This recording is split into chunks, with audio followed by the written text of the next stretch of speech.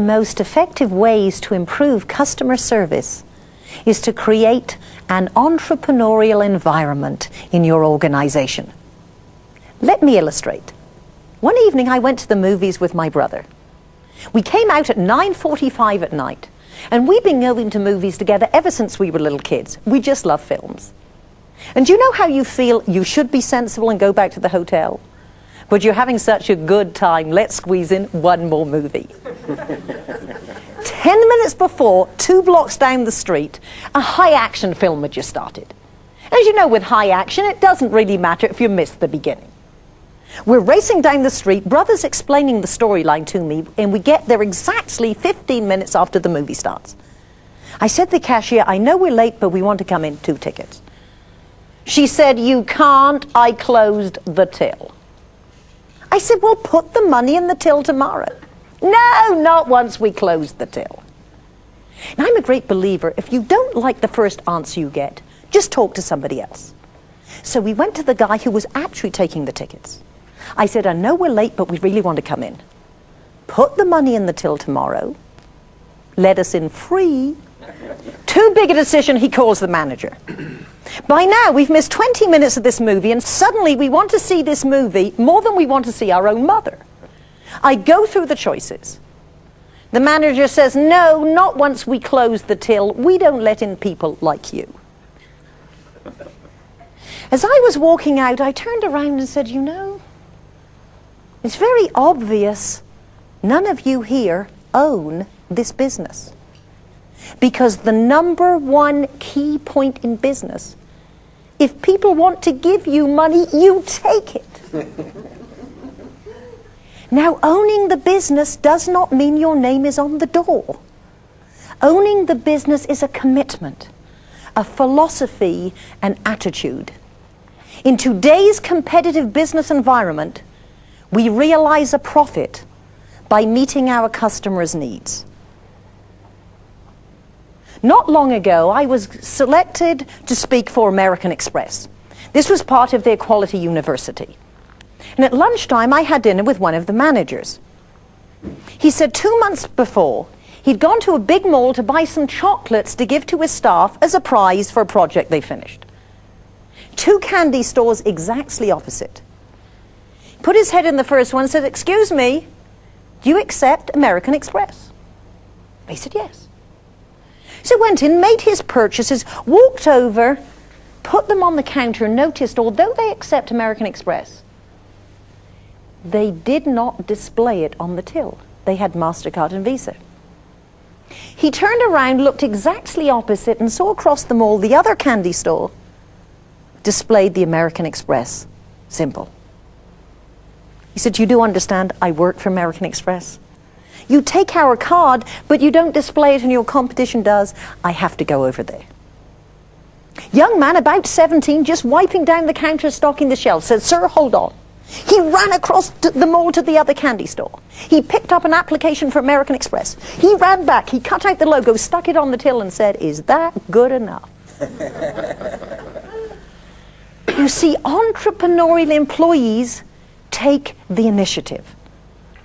I don't know what made that young man do it, but that's the attitude we have to develop in our people. For years, I watched people give out business cards. And I realized if other people are giving out 1, I should give out 3. 1 for you, and 2 for the next 2 people you could refer to me.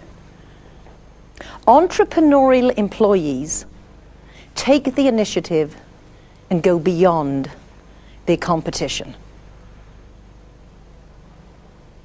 The National Speakers Association had a winter workshop in a large convention hotel. I was on the board of directors, and 6 of us adjourned to the coffee shop to continue our deliberations. Now, you understand we weren't trying to be awkward, but no one wanted anything exactly as it was presented on the menu. Nobody wanted the same as anybody else, and being speakers, we were yakking the entire time. At the end of the meal, I said to the waitress, my dear, this is going to be worth your while. These guys are big tippers. And she said something I've never forgotten. She said, I'm not being nice to you for a tip. I don't care if you don't give me a tip. I just feel if we give your group good service, if you come back to our city another year, you'll bring your business back to our hotel and not the competition. You see, entrepreneurial employees take ownership. They act as if their name were on the door. Although leadership comes from the top down, as with the waitress, it also comes from the bottom up. Have you ever had the experience where you call a company, you're put on hold, transferred, put on hold, transferred, put on hold. Somebody says, oh, someone will get back to you in the morning. And then 3 days later, with no call, you start the process again. One CEO from one of the largest companies in North America wanted to teach his employees entrepreneurial thinking. And he came out with a very simple rule. Whoever picks up the phone owns the problem. Do you know I called one company 13 times? And 13 times I heard, he's not at his desk, he's not at his desk, he's not at his desk. I said, then drag the desk to where he is. Do you realize how frustrating some people are to do business with? You see, owning the problem does not mean solving the problem. It means entrepreneurial employees take responsibility, even if they are not actually responsible for solving the problem. Entrepreneurial employees accept responsibility. Now, how do we get our people to do this? One of the best ways is to let them learn from their own experience. When I present seminars in companies, I always ask the audience to tell me some of their good or bad customer service stories. Isn't it sad that we can usually think of bad stories first? A woman in a seminar told me she went to a store to buy a leotard for her child. She took it home, hadn't taken it out of the packet, but found it was the wrong size. She took it back the next day and said to the assistant, "Can I change it for a different size?" Guy says, "What do you mean? You don't even know what size your own kid is?" Then she made another purchase and made the mistake of putting the next day's date on the check. He got a pen, threw it across the counter, said, "Will you initial that?" She went up to the customer service department. She told them this story. And do you know what they said? That must be Anthony.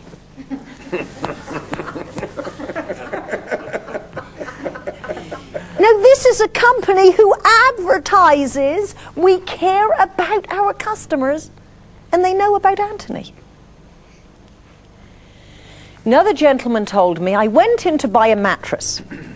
I said, "Why did you pick that store?" He said, "Reputation, advertising, word of mouth." Walked in the store. The man was sitting behind the counter with his hands in his pockets. Stood up. Gentleman said, "I need a semi-firm mattress." Guy walked over, pointed with his foot. He said, "Well, that one's pretty good. Now, that one's a little bit cheaper." He did not take his hands out of his pockets. He might have changed feet, I don't know, but he kept pointing with his feet. Man was not impressed. He said, "Well, I think I'm going to go home and discuss it with my wife." Guy says, "What do you mean? You don't make the decisions in your household?" The man said, "Yes, we're buying from your competitor." What's the point? The point is, a good way to get our people to think entrepreneurially is to get them to share their own customer service horror stories and use them as a learning experience. One of my friends, Al Stanton, one of the youngest 78-year-old men I know because of his attitude, told me early in his career he worked in the traffic department of the Zellerbach Paper Company. And one of his duties was to organize the travel arrangements for Mr. Isidore Zellerbach, who was the founder of the company. Now, Mr. Zellerbach was a nice man, took a sincere interest in the young man who worked for him, and one day told him this story. When the company was new in the Northwest, one of their truck drivers was driving along a rather long, narrow road. He was stuck behind a man driving a big, impressive-looking car. And because the road was so twisty, it took him about 20 minutes before he could pass. He rolled down the window and called out, "You blank, blank, blank, you want to take up the whole road?" With the Zellerbach name all over the truck. Well, naturally, as fate would have it, the man driving the big, impressive-looking car just happened to be the owner of the company that was the largest purchaser of Zellerbach products in the whole state. He went back to his purchasing agent and said, "Cancel all orders we have with Zellerbach and never, ever do business with them again." Took 2 months before Mr. Zellerbach found this information. He called the man on the phone. He wouldn't accept his telephone call. He flew from San Francisco to the Northwest. He said, "How come when we give you good service, prompt delivery, and great prices, why would you stop doing business with us?" And the man told him about the truck driver. And Mr. Isidore Zellerbach said to Al Stanton, "At that moment, I realized that we had overlooked the most important aspect of our business. And that is that even the janitor represents our company to the outside world." And at that point, they put together a training program on politeness and human relations for the truck drivers. And for many years, they had the reputation of being the best on the road. Let's review some of the things we need to remember to create an entrepreneurial environment.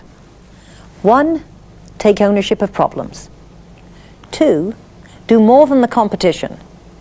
3, think like a leader. 4, learn from customer service horror stories. And if we do this, we have gone a long way in creating a customer service environment. One afternoon, I'd just given a speech, and I had to go to make a sales call on a gentleman who was considering hiring me to speak for his company. His secretary said, "Miss Fripp, he's half an hour late. Would you like a cup of coffee?" I said, "No, I'm going to the store opposite to buy a pair of hose." As I walked into the store, I was greeted by this dynamic, incredible, fun sales assistant. She said, "Good afternoon, don't you look nice? What are you in here for?" I said, "I just need a pair of hose." She said, "I work in the shoe department, come talk to me." I said, "I'll be honest, I have so many shoes, Imelda Marcus stops by to admire them. But I have 28 minutes, I'll come talk to you." So I wandered around, got a couple of pairs of hose, went back in the shoe department, and she was so much fun. And you know, when people are fun, when people are easy to do business with, sometimes you're willing to spend a little money you hadn't figured on. I thought, well, perhaps I could do with a turquoise pair of shoes. And I'm looking down, admiring my new shoes. She said, "You know, you really do look nice.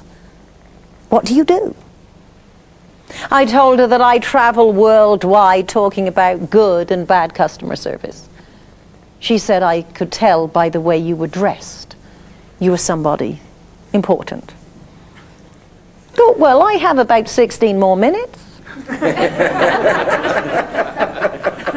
Maybe I should tell her how important. I said, "Next week I'm going to a convention of the National Speakers Association. They are going to make me their first female president." She said, "For somebody that important, do I have a dress for you?" Now I went in to kill 28 minutes and buy a pair of hose. I ended up with 2 pairs of hose, a pair of turquoise shoes, and an exorbitantly expensive beaded evening dress. Because that young lady understood something in her business we have to understand in ours. And that is, good customer service is exceptionally good for business. Now, may I suggest to you that most customers today expect good service to be part of what they're paying for. Doesn't matter what the cost of the item, whether it's a product or a service, they think they are paying for that. What we have to do is look for ways to exceed their expectations. One of my friends, Gary, runs a small boutique bank. He said on a Friday, we close at 5:30. At 5:20, an elderly woman called and said, I need to come in and cash a $200 check. When do you close? I'm 20 minutes away. Now, they close in 10 minutes. She's 20 minutes away. He asked me, and I ask you, what would good service be?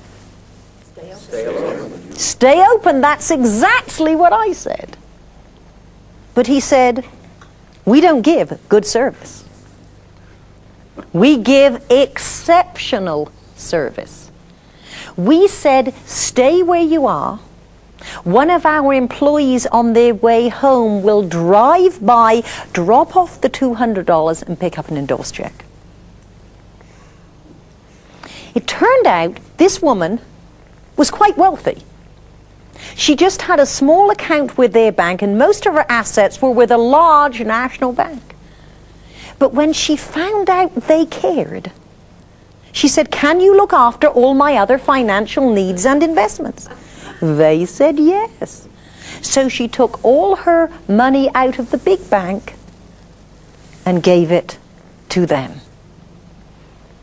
One day I walked into a store and bought a desk. And on the desk was a lamp. I thought, the lamp looks terrific in the store. It will look even better in my office. I asked the assistant, can you add the lamp to my bill? She said, well, I'm sorry, madam. This is the office furniture department. You need to go to the lamp department.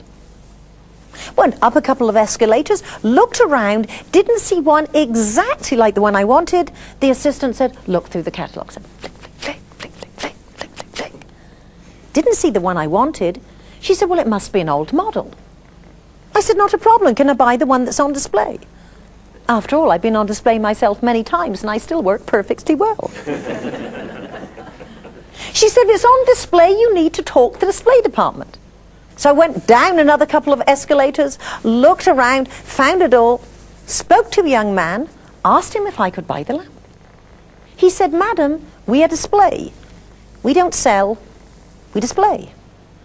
Perhaps you'd like to talk to the customer service department. Now, you understand the customer service department used to be the complaint department. They changed the name for the same reason the War Department is now the Defense Department. It's just better PR. Front page money section of a business newspaper, headlines. This company was fighting back for its market share.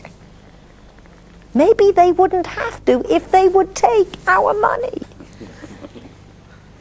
Now, in all fairness to that company, we've all been through some very challenging times. But we have to really look at how we can serve our customers. If we create a good customer service environment, we have to make it easy for people to do business with. To do this, we have to teach our employees to be proactive. One day I was wandering through a store that is well known for its customer service. I was in the dress department, and I saw on the display was a necklace. An assistant was walking by, and I said, can I buy this necklace in the jewelry department? She said, would you like it? I said, yes. She said, don't bother. She pulled it off the display, walked over the till, and wrote up the sale. Now, that was being proactive.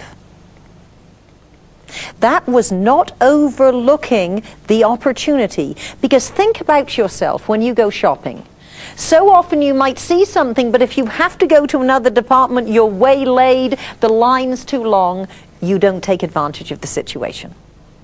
Being proactive not only helps us build our business, it helps us create a really good customer service environment that's good for everyone, the customers and the business. I used to own and manage an upscale hairstyling salon. I trained my stylists to ask new clients how they came to be doing business with us. But I also asked them to make sure they found out why did people leave their last hairstylist. Think about it.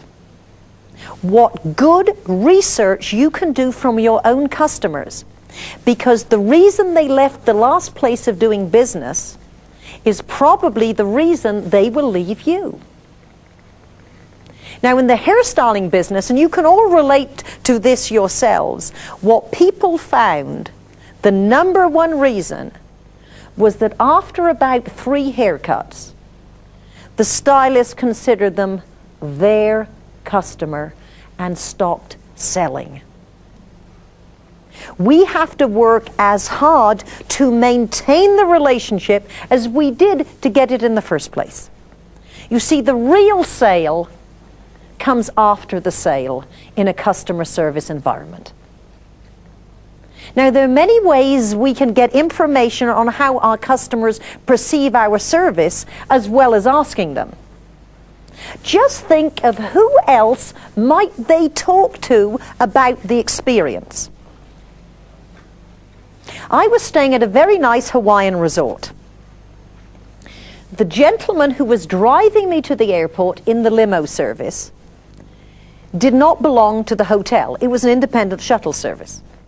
I was the only passenger, and always looking for fun conversations and information for my speeches. I started chatting with him. And I said, I bet all the people really tell you the truth on the way to the airport about their experiences in the various hotels because they know you don't work for them. He said, yes, not only do they always tell us what they really think. Now listen to this. The general manager of the resort you were staying at, once a month he comes down to our facility, brings a box of donuts and chats with the drivers. Now, for the price of a box of donuts, he got more information than if he had spent thousands on management consultants. I want to encourage you to look at who else would hear from your customers. Today, as a speaker, when I work with meeting planners, I always ask them, in order to serve you better, what did you like about the other speakers you've hired? What didn't you like? How can I serve you better? It teaches me to serve them better. And anytime I hear positive things about other speakers, I always make sure they know. Because people who really work to create a good customer service environment in their business, I believe, like to share in other people's successes.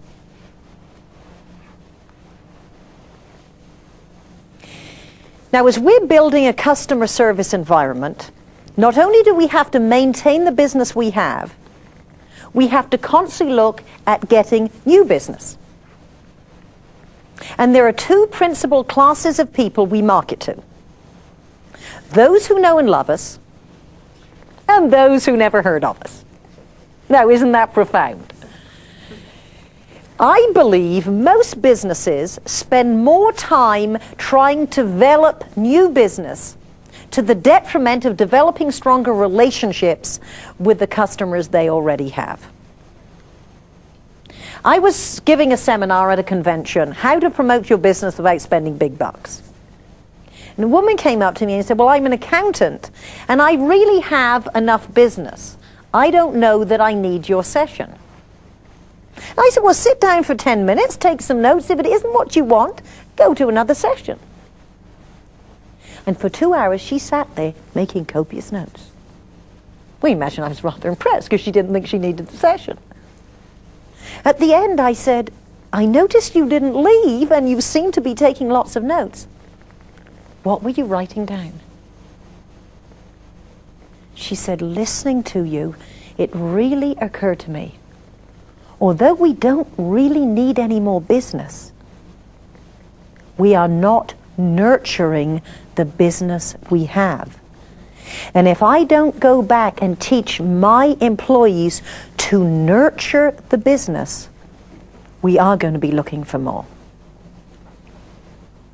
I believe our best customers are actually the hottest prospects for our competitors. Remember, the sale is always after the sale if you are creating a customer service environment. In business, if we make a sale, we make a profit. If we develop a relationship, we build a business. The first week I opened this upscale hairstyling salon, one of our clients, a multi-millionaire, Manny Lozano, said to me, "I don't care when you cannot squeeze another customer into this salon. I don't care when you can't get another hairstylist in here. You still keep promoting, because you always have to resell the people who are your clients. This is still the best place to come. And you always have to resell your employees. This is the best place to work.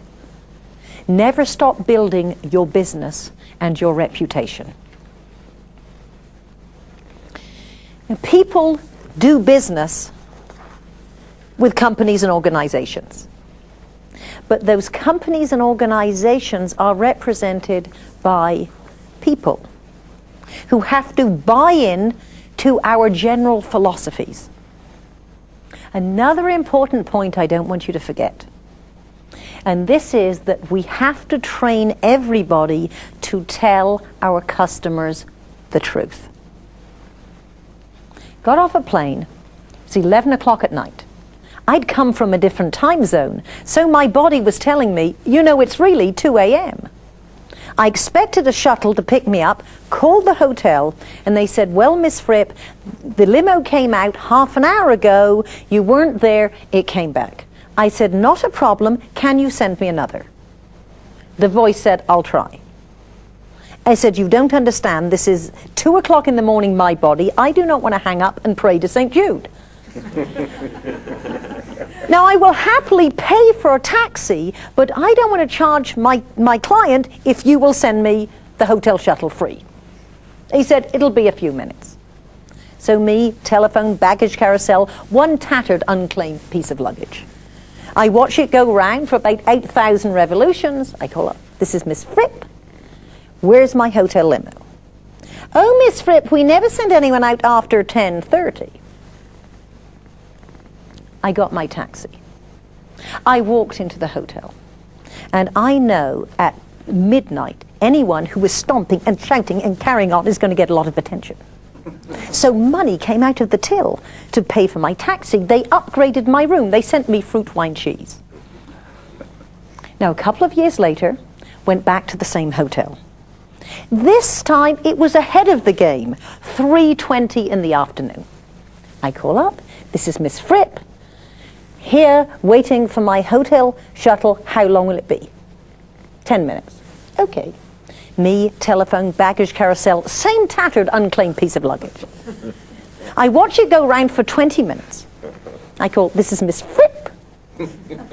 How long will your hotel shuttle be?" They said 10 minutes. I said, "Cross your heart and hope to die." She said, "In that case, you need to talk to the bell desk." I said, "This is Miss Fripp. I have waited 22 minutes for my 10-minute limo. How much longer?" 10 minutes. Okay. I waited 50 minutes for my 10-minute limo. Now, I'm a great believer there is no point complaining to anyone who cannot do something about your problem. I did not shout at the driver, but I said, "Please do not make inane conversation." I mean, don't cheerful people get on your nerves when you're bad-tempered. Got to the hotel. I said, "Who is your general manager?" "Good afternoon. You don't know me." "My name's Patricia Fripp. I travel worldwide talking about good and bad customer service. Let me tell you one story I already tell about your hotel." He said, "Stop telling that story." I said, let me tell you the one I'm adding to my repertoire. Well, of course, I get the fruit, the wine, the cheese. That's how you live on the road. You complain, and they always send you fruit, wine, cheese. But more important, I had a note that said, thank you for not shouting at the driver. It wasn't his fault.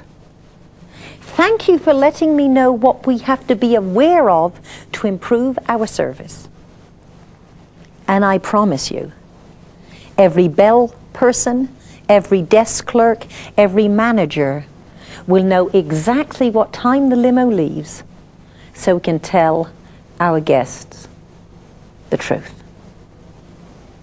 I think we have to be open for feedback from our customers. I went back there a few months ago. This is Miss Fripp. You know, somewhere in the back is my name with the sign troublemaker, troublemaker, troublemaker. I said, how long before your hotel limo is here? They said, 25 minutes. I said, thank you. I won't wait. Now you understand, I do realize late at night you don't have as many staff. I realize that you can't be available on a moment's notice. But all I say is, tell me the truth. If I shouldn't wait, let me get a taxi.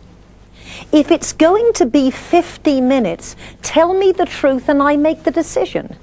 Do I want to have a cup of tea and read the paper? Do I use the phone? Or do I get a taxi? Now, I would encourage you to all look in your organizations and look at all the different situations where people give information to your customers. And look at, would it be better to say, I don't know, I'll get back with the information? Creating a customer service environment, creating an entrepreneurial environment, we have to make sure everybody tells the truth. So in summary, if we're going to create a customer service environment, we have to remember that good customer service is exceptionally good for business. We have to always look for ways to exceed people's expectations, and sometimes that's just doing what you promise. We must be very easy to do business with and not overlook opportunities. We have to encourage our employees to be proactive and nurture the relationships we have, at the same time developing new ones. When you do all these things, you will have gone a long way in creating a customer service environment in your organization.